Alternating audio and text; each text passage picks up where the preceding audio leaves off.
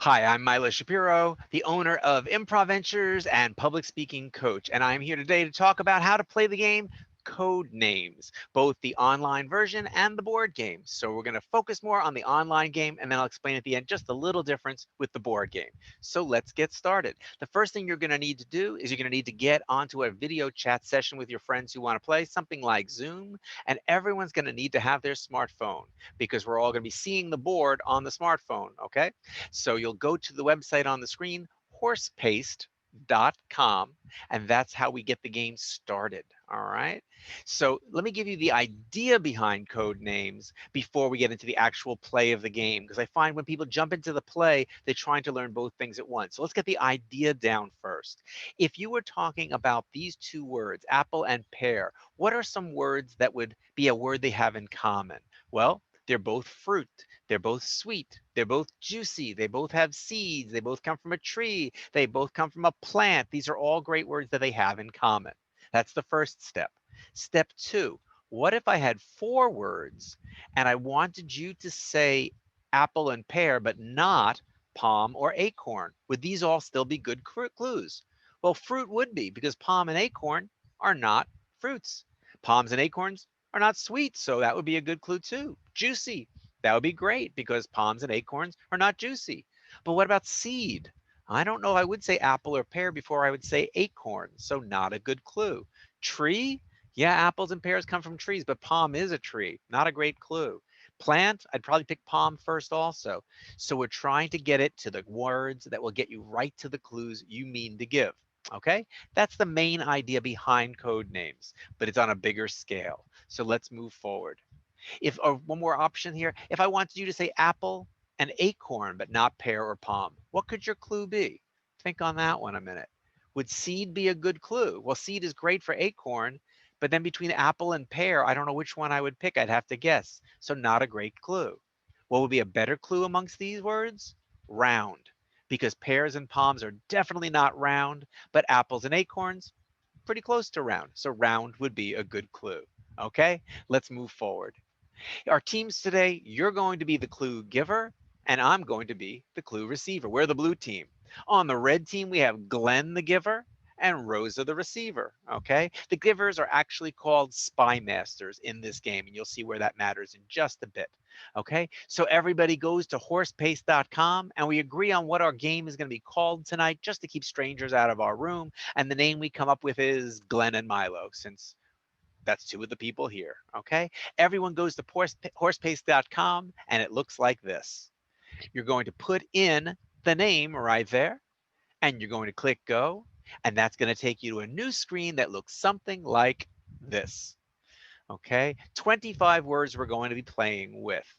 You're trying to get me to say a bunch of them. Glenn is trying to get Rosa to say a different bunch of them. How do they know which ones it is? Well, right now we're all in player mode, but as I mentioned, you and Glenn are called spy masters. If you look down at the bottom, right now you're in player master. So watch what happens if you click on spy master. Now we've got some colors that only you and Glenn as the givers can see. As the spy masters, you can see that the blue words are now in blue. The red words are now in red. There's some gray words. They're not anybody's word. And if someone guesses them, their turn is over. No real harm except for losing the rest of their turn.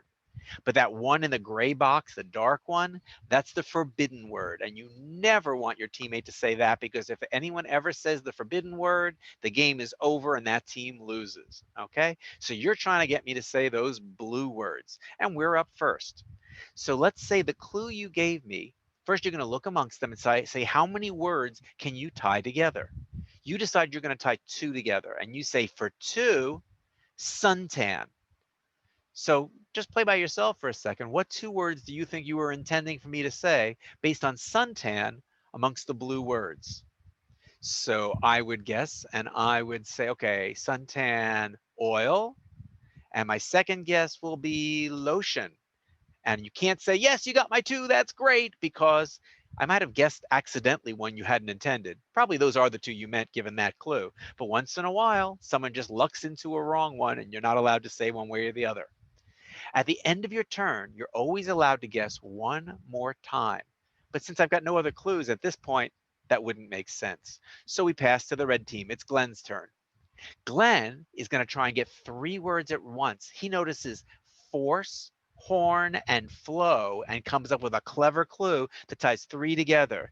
So he says, Rosa, for 3, my clue is air. Notice the way he says it, air, like he wants to fill in a blank. He doesn't just say air. So Rosa's looking and she's like, okay, let's see. Air Force, that's a definite. And oh, down at the bottom, airbag. Oh, and Glenn cringes because he didn't catch that bag was actually a really good answer for air. They just gave a point to us and they lost the rest of their turn. It's back to you as the giver. Okay.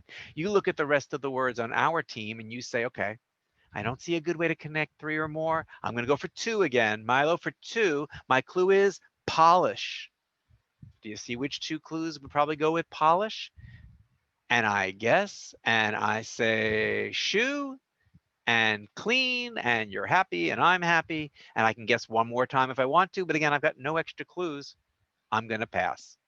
Back over to Glenn. He takes a look at what's going on out there and he says, okay, let's see. Message for 2. If you want to pause, see if you can guess which 2 he was going with for message. Okay, assuming you're not pausing or you're back, Rosa is guessing and she says, I'll take text and I'll take note. She got both of those. She goes, and with my one extra guess, I want to return to that air clue. And I think Glenn meant for me to say flow. So she caught up by 1. Darn it. All right, back to you. You're going to give. And you say for 2, the clue is core. C-O-R-E. You are allowed to spell it to make sure your teammate heard you right. And I think core, the core of the music department, the core, wrapping up a core. Oh, Apple Core. I'm definitely going to go with that one. And I bet you meant garbage because who eats the core? Yes, we got 2. Do I want to take one more guess? No, I got nothing else to guess on. Back over to Glenn. Glenn looks at his last 3 words, horn, fly, and drama, and cannot think of anything to tie even 2 of them together. So he says, okay, Rosa, for 1, the clue is zipper. And she says, I got that one. It's fly. And with my 1 extra that I get at the end of my turn, I'm going to go back to air again. I think you were talking about an air horn. They're really catching up now. So I'm counting on you to give me 1 great clue to win the game. And you look at our remaining words and you say, for 2, translator. I go, ooh, translator. If I was in Egypt, I would need a translator. A translator is a kind of helper. Spanish. I would definitely need a Spanish translator. Okay, so between Egypt and helper, I'm going to guess helper, and we win the game. You played well. All right, so that's the basics of the game. If you're playing on the board game, it's very much the same. You play with cards on the table, and every time you guess, the Spy Masters will put down the right color card on top of the ones that are there to tell you if you got it right or not. And the way they know which one is their team or not is they have a little card that gives them a graph saying which cards go with which spots on their equivalent graph. It's not quite as clear, but it's not hard to figure out. But honestly, the online game is a little easier, even if you're just sitting around with each other.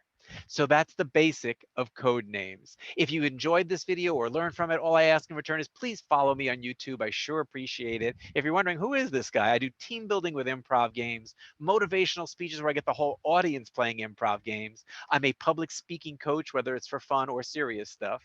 I run Simon Says for adults. It's fun if you want to catch my video on that. And my most watched view on all of YouTube, How to Play Charades. Check that one out as well. To learn more about me, go to miloshapiro.com. Thanks, and I hope you enjoy Codenames.